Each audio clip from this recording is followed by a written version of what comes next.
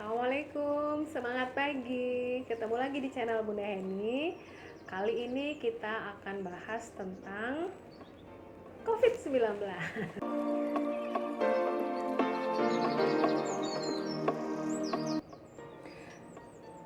Ini ada beberapa pertanyaan dari sahabat Bunda ya. Kita bacain aja ya.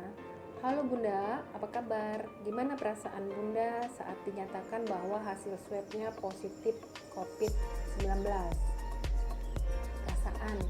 Perasaan ya, pasti deg-degan ya, kaget. Kok bisa kena COVID? Padahal saya kan selalu menjalankan protokol kesehatan. Kayak gini, ini lagi nggak pakai masker, maskernya dilepas ya. Jadi selalu bawa hand sanitizer kemana-mana, terus katanya juga dilumurin pakai minyak kayu putih gitu ya setelah mandi, kemudian minum vitamin juga. Jadi memang betul-betul kalau ditanya soal perasaan ya kaget, nggak percaya kok bisa kena gitu. Kemudian minta diceritain Bun, awal mulanya kok bisa sampai terpapar COVID. Jadi bulan Oktober itu saya berangkat ke Jogja. Itu pertengahan Oktober ya, sekitar tanggal 16, 17, 18. Nah, pulang dari Jogja itu sebenarnya udah ngerasa badan ini nggak fit ya. Tapi saya nggak pernah lepas konsumsi vitamin. Jadi vitamin C 1000 mg, kemudian saya juga minum vitamin dari salah satu produk yang saya pakai ya, ada Lepek gitu dari Nuskin. Itu saya konsumsi juga. Nah, ada flu memang. Jadi pulang dari Jogja itu memang ada flu, kemudian hidung juga meler ya sebenarnya. Jadi terus katanya makan itu nggak enak, benar itu. Nah cuman waktu sampai di Palembang ada kegiatan di Hotel Harper, saya ingat waktu itu. Kemudian kita di rapid itu non reaktif ya, jadi udah ngerasa wah aman gitu ya, berarti kita nggak terpapar. Nah kemudian sebulan kemudian dari kejadian yang Jogja itu, saya berangkat ke kabupaten kota. Saya nggak mau sebutkan kabupaten kotanya mana ya. Nah, ada kegiatan di situ. Nah pulang dari situ sebenarnya nggak ngerasa tidak ada flu, tidak ada gejala apa-apa, nggak ada. Kemudian saya ada langsung kegiatan di hotel Novotel waktu itu. Nah waktu di Novotel itu ternyata hasil rapidnya itu reaktif. Nah di situ kaget, kemudian ini kayaknya cuma kecapean aja gitu, karena tidak ada reaksi apapun. Nah kalau suplemen memang waktu keluar kota, kabupaten kota, karena memang waktunya pendek gitu ya, saya tuh lupa bawa suplemen waktu itu. Nah, jadi udah istirahat, udah yakin kalau nggak kena COVID. Jadi istirahat sehari, besoknya saya rapid lagi, hasilnya sama, reaktif juga. Karena hasilnya sama, akhirnya saya memutuskan untuk ke IGD ya, ke IGD Rumah Sakit Siti Fatimah waktu itu. Nah, di situ kita langsung di swab ya, saya langsung di swab lengkap. Jadi dari hidung, cairan di hidung, kemudian cairan di tenggorokan, kemudian juga di paru-paru juga dicek ya, kemudian darah juga diambil dari sini. Nah hasilnya itu ternyata saya memang dinyatakan positif COVID-19. Nah itu yang betul-betul nggak nyangka, karena nggak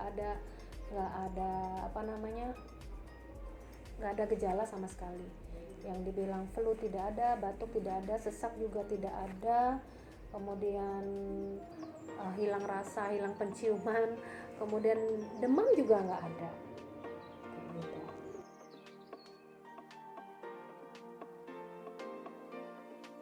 Oke, ini pertanyaan selanjutnya. Selama proses penyembuhan, isolasi mandiri atau dirawat di rumah sakit? Kemudian berapa lama isolasi mandirinya? Apa yang dilakukan untuk mengisi waktu isolasi? Saya nggak dirawat di rumah sakit karena tadi udah cerita kan kalau tanpa gejala. Jadi memang isolasi mandiri. Nah, isolasi mandiri ini berapa lama? Sebenarnya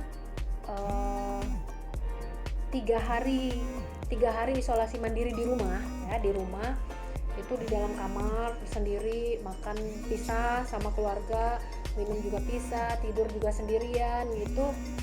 Bener-bener nggak nyaman ya, nggak nyaman karena ngerasa tanpa gejala. Saya tidak merasakan sakit apapun gitu, tapi tetap harus mengikuti isolasi mandiri itu. 3 hari itu udah bosen banget, udah 3 hari udah bosen dan udah ngerasa aduh kayaknya ini harus segera swab gitu kan, kayaknya udah negatif kayak gitu. Nah, tapi kan nggak boleh. Saya udah hubungin dokter, sudah hubungin juga rumah sakit ya. Dibilang nggak boleh katanya, itu harus isolasi mandiri 14 hari katanya gitu kan. Waduh, saya bilang kan gimana nih. Nah, terus kenapa 3 hari itu udah yakin sembuh? Saya dapat obat dari teman di Jakarta. Itu udah kasih tahu aja ya, minyak cengkeh. Jadi dikasih minyak cengkeh waktu itu.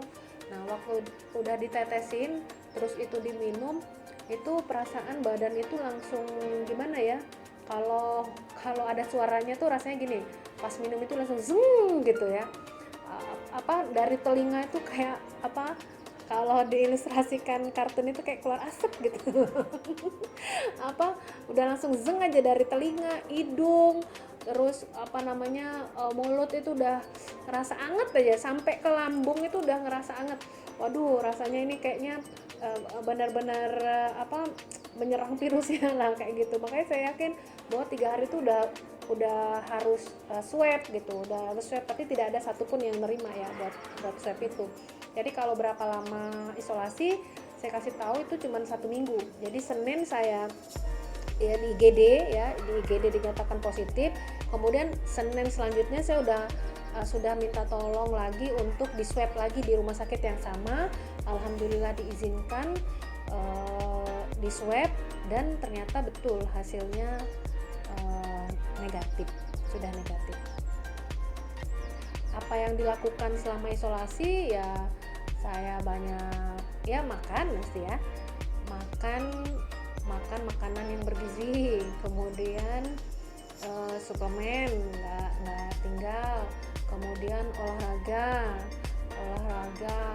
di dalam kamar workout, kemudian juga berjemur di pagi hari itu, berjemur, kemudian baca Quran ya. Jadi alhamdulillah 1 hari itu dapat 1 juz.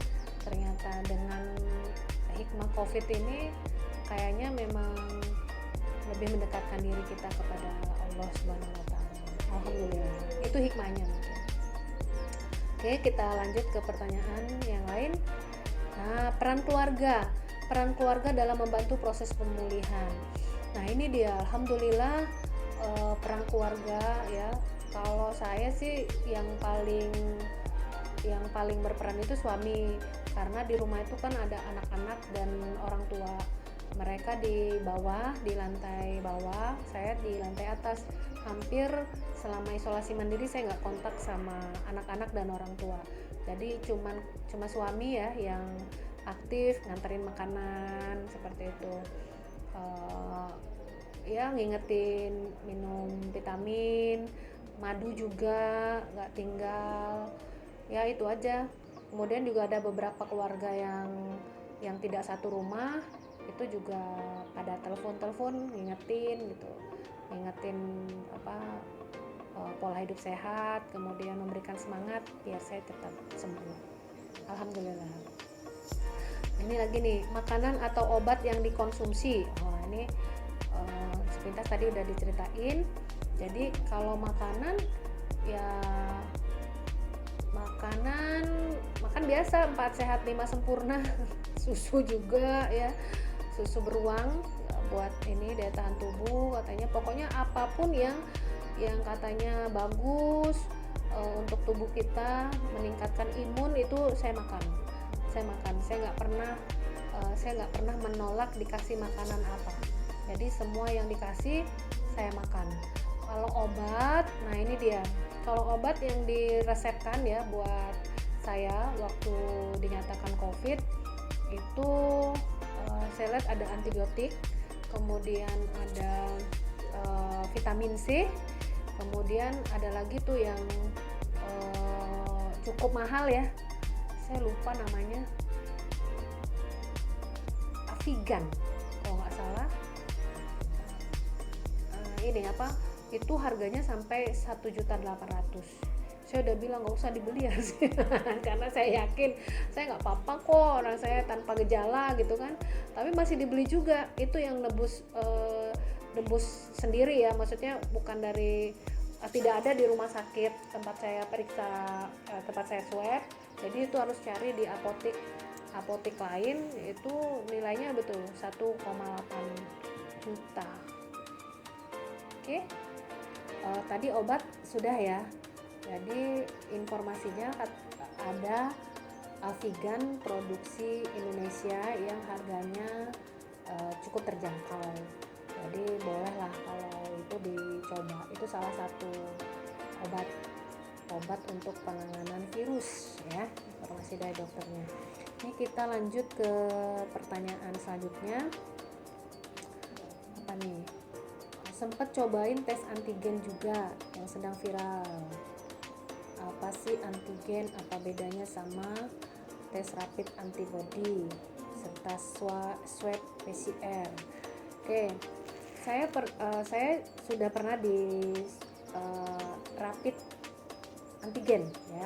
Jadi ceritanya waktu itu saya kan udah dinyatakan negatif nih, sudah 2 kali negatif ya. Jadi setelah 2 kali negatif itu saya baru bisa beraktivitas seperti biasa, masuk kantor, tetapi tetap menggunakan masker, jaga jarak sama teman-teman karena sensitif ya. Kalau kita pernah positif COVID itu, saya lihat dulu ekspresi orang-orang tuh di kantor, kira-kira saya diterima nggak ya gitu mikirnya.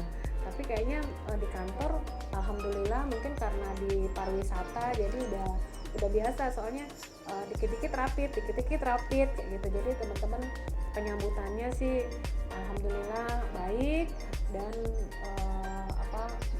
semangat ya, walaupun saya bilang tetap waspada, jaga jarak, saya bilang kayak gitu, saya mengingatkan orang lain.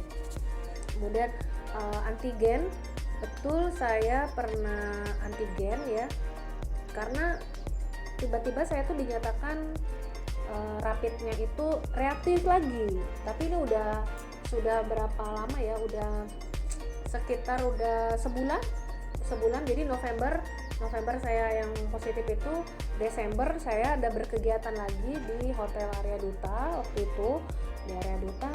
Kemudian kaget saya, ternyata saya reaktif gitu ya. Waduh, kok bisa reaktif lagi gitu. Dari situ, tapi saya nggak ikut kegiatan, saya langsung jaga jarak sama teman-teman, istirahat ya, saya diminta untuk istirahat di rumah. Kemudian besoknya saya coba yang rapid antigen. Jadi rapid antigen itu saya telepon pihak rumah sakit ya, yang swab saya kemarin, saya bilang saya minta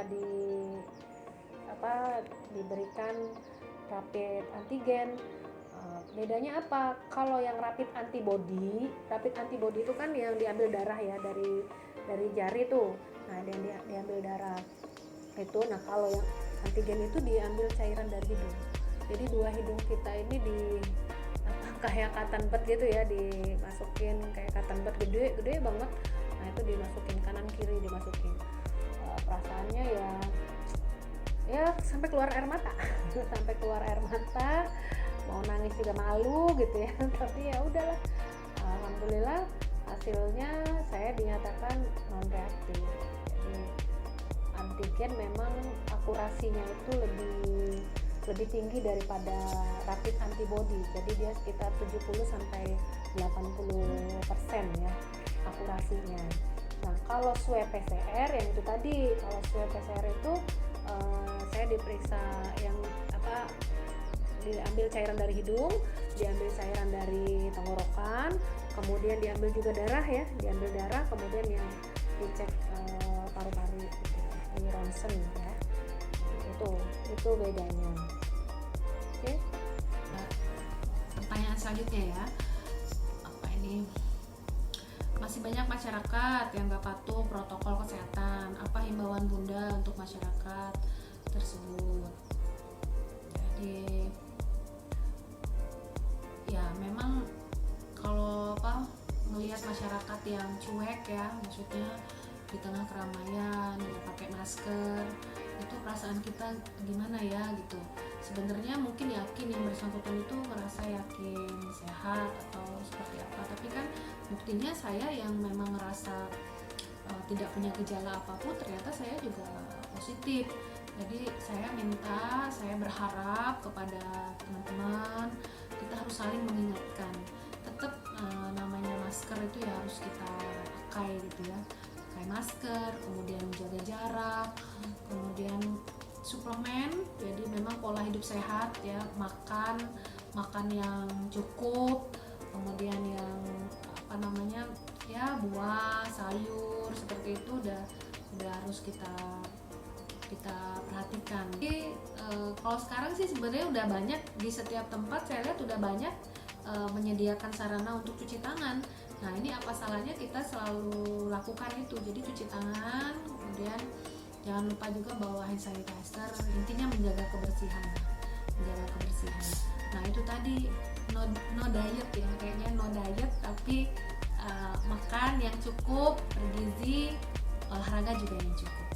Jadi mungkin itu pesannya. Dan kalau kita ngerasa gak enak badan, istirahat lah, nggak usah dekat-dekat dulu sama teman, nggak usah dekat-dekat sama ya orang-orang di sekitar kita. Kita harus menjaga orang lain.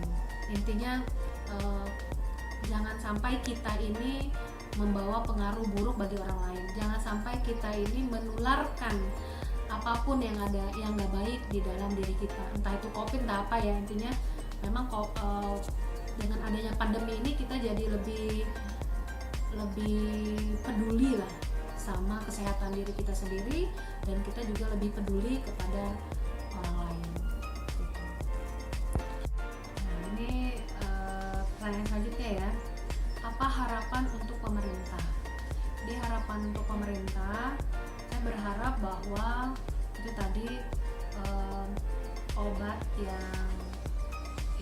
obat yang bisa mengurangi COVID-19 itu betul-betul segera diproduksi, kemudian memang harganya betul-betul terjangkau untuk masyarakat di sekitar, kemudian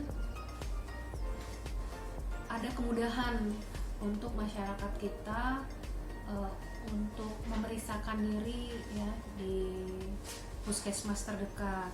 Kemudian ada juga standar yang sama. Saya lihat soalnya ada standar-standar penerapan COVID ini saya lihat ada yang berbeda ya, ada yang berbeda gitu. Ada yang memang boleh di swab gitu. Seperti di salah satu provinsi, saya sebut saja di ibu kota provinsi Jawa Tengah, ini katanya isolasi mandiri dilakukan di rumah di rumah kepala daerah ya, di rumah wali kota Semarang. Ini cerita dari teman di Semarang. Beliau dinyatakan COVID, kemudian program dari wali kota Semarang itu mereka dirawat di rumah dinasnya, kemudian masyarakat yang sudah merasa bahwa dirinya kayaknya sudah aman gitu ya, sudah sembuh, itu langsung dilakukan, langsung di swab. Jadi memang ada yang sembuh, maksudnya negatif kurang dari seminggu pun ada, yang sembuh dari 1 minggu juga ada gitu. Jadi mengurangi kekhawatiran dari masyarakat itu. Nah, saya berharap bahwa pemerintah ini menerapkan standar yang sama lah dalam menangani COVID, minimal menghilangkan kecemasan ya. Jadi masyarakat itu segera mendapatkan kepastian. Ketika dia memang positif, dia memang sudah pasti jelas-jelas positif. Ketika dia memang sudah negatif, ya betul-betul sudah negatif. Karena saya dapat informasi ada juga yang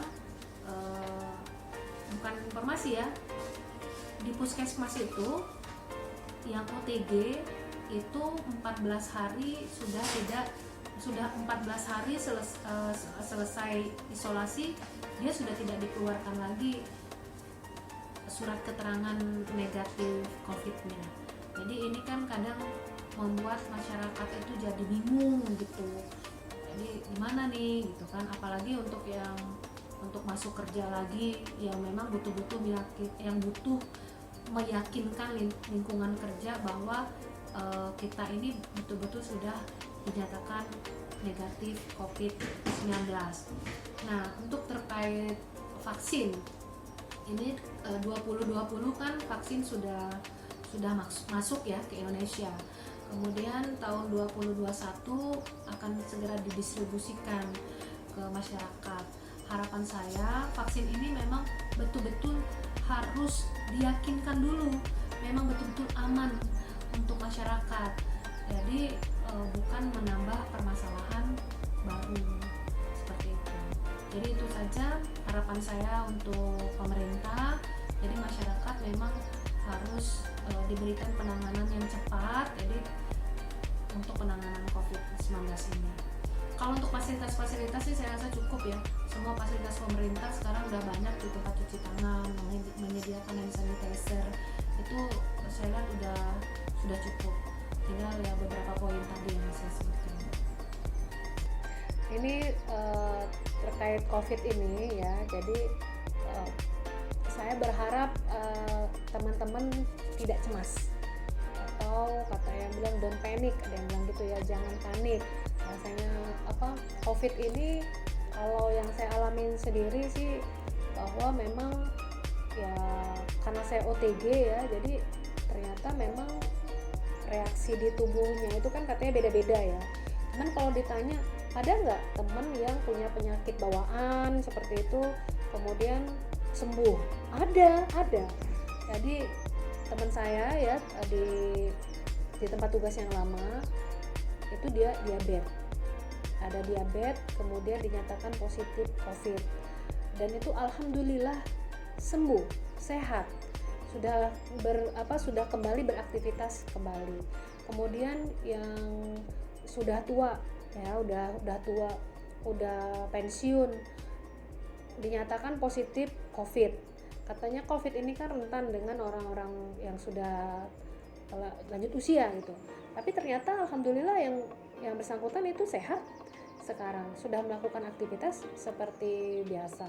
Kemudian ada lagi teman yang tugas di kepolisian karena mengurusi orang-orang yang terkena COVID-19, betul memang tertular, suami istri. Alhamdulillah mereka juga sudah sehat ya, sudah melaksanakan aktivitas seperti biasa. Cuma memang itu tadi pola hidup sehat terus tetap dijaga. Terakhir, saya mau mengucapkan terima kasih kepada semua petugas medis dan semua relawan yang sudah ada di garda terdepan untuk mengatasi COVID-19 di Indonesia. Buat semua tentunya jangan lupa pesan ibu 3M, mencuci tangan, menggunakan masker, dan menjaga jarak. Jangan lupa like, subscribe, dan komen, dan teruskan kepada teman-teman yang mungkin membutuhkan video ini. Dadah, bye-bye.